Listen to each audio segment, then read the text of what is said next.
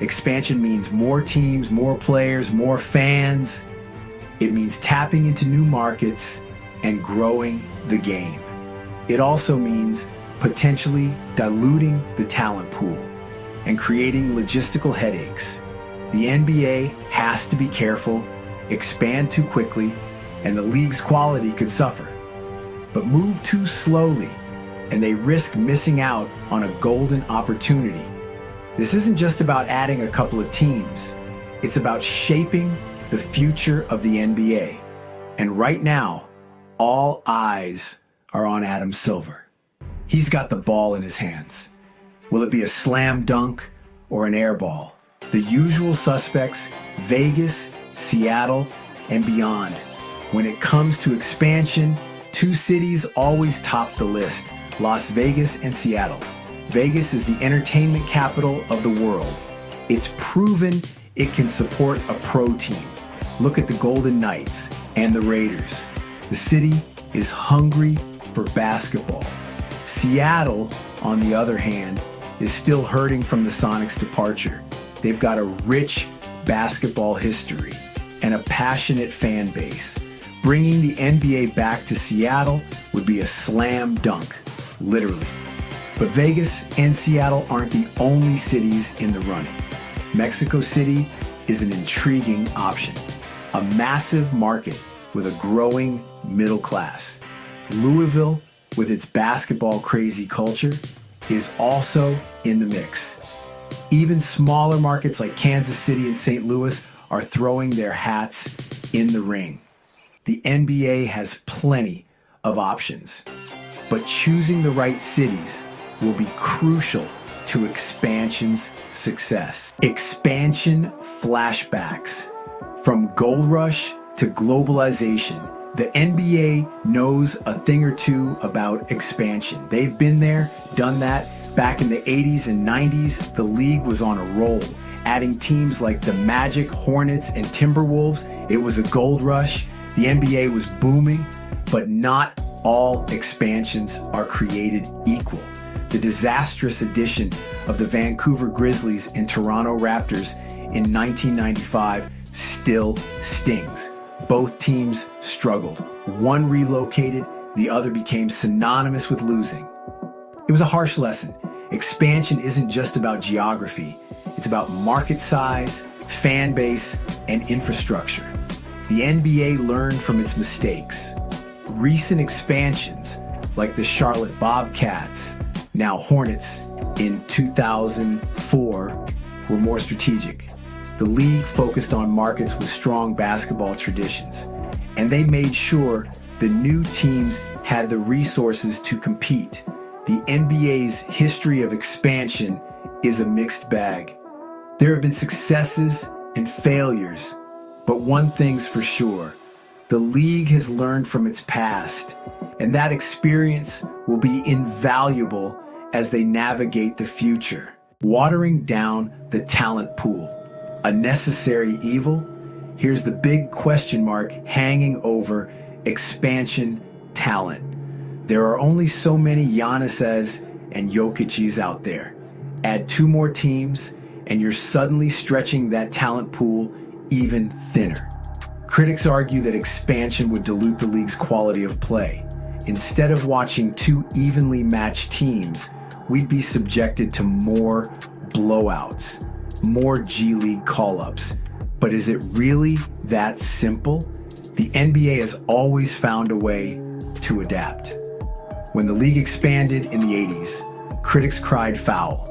They said there weren't enough good players to go around.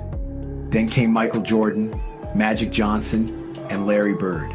The NBA exploded in popularity. The talent pool might seem shallow now, but who knows what the future holds. Maybe expansion forces teams to get smarter, to develop young players, to scout internationally.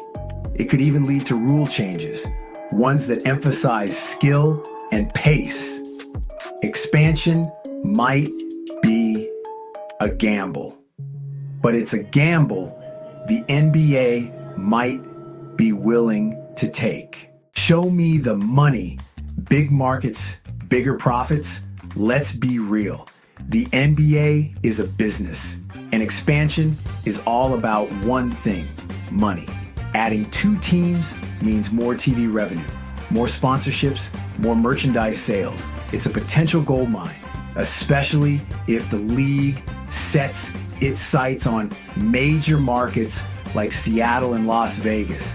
Imagine the bidding wars for those expansion franchises. We're talking billions of dollars, money that gets split among the existing owners.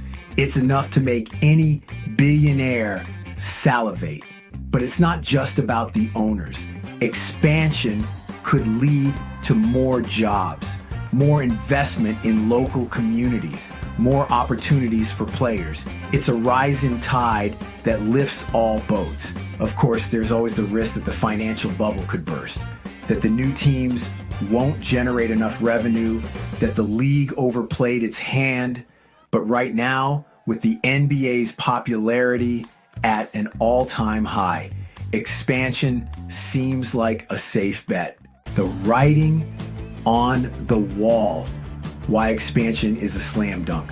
Look, the writing's on the wall. Expansion is coming.